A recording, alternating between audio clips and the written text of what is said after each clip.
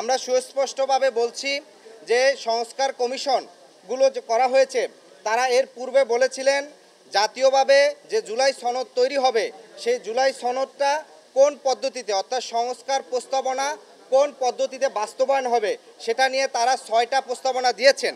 সেক্ষেত্রে 6টা প্রস্তাবনা ছিল নির্বাচনের আগে অধ্যাদেশের মাধ্যমে, অথবা নির্বাচনের আগে গণভোট, অথবা নির্বাচনের সময় গণভোট, অথবা গণপরিষদ নির্বাচন, অথবা গণপরিষদ অথবা আইনসভার নির্বাচন। আরেকটা প্রস্তাব ছিল নির্বাচনের পরে সংসদে সাংবিধানিক সংস্কার।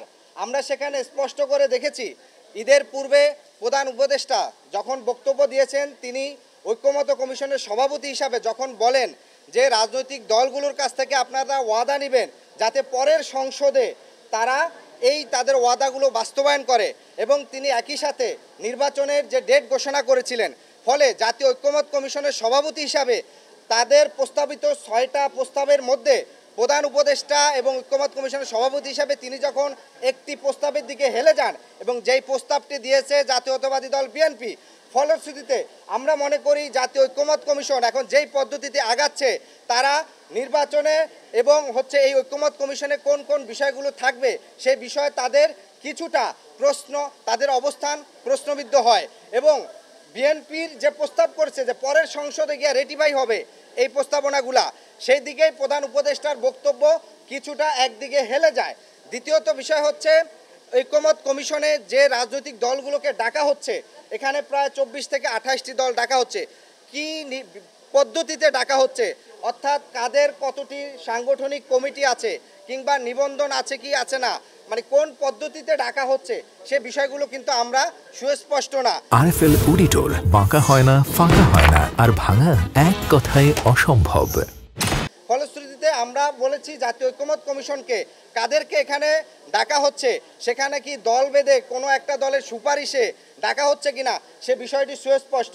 কারণ আমরা দেখি যে ঐক্যমত্য কমিশনের অনেকগুলো দল তাদের আসলে অনেক সময় দেখি যে সুস্পষ্ট মতামত থাকে না, শুধুমাত্র একটি দলের বক্তব্যের প্রতি তাদের হ্যাঁ না বলা থাকে, এবং যখনই বিপরীত কোনো মন্তব্য কিংবা বক্তব্য আসে তখন দেখেছে সেখানে একটা হট্টগোল করার চেষ্টা করা হয়, যেটা আপনারা দেখেছেন এখানে সংবাদ সম্মেলন করার সময় সিরিয়ালে দাঁড়ানো থেকে আইসা পিছন থেকে আগে বক্তব্য দিয়ে ফেলার।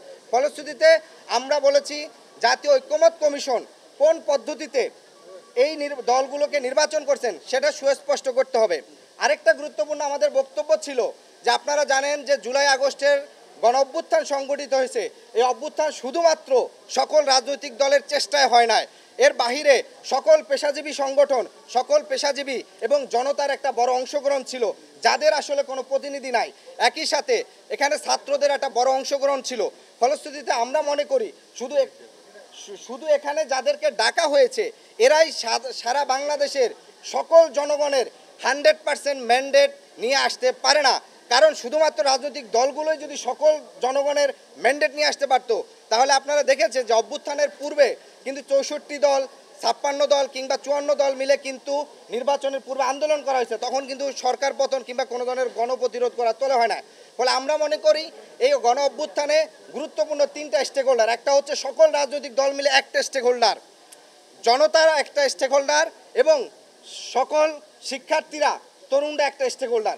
সেই জায়গার থেকে রাজনৈতিক দল ডেকে তার মধ্যে আবার কিছু রাজনৈতিক দলকে ডাকা হয়েছে, কিছু আবার ডাকা হয় না। কোন পদ্ধতিতে ডাকা হয়েছে সে বিষয়গুলো সুস্পষ্ট করার জন্য বলেছি।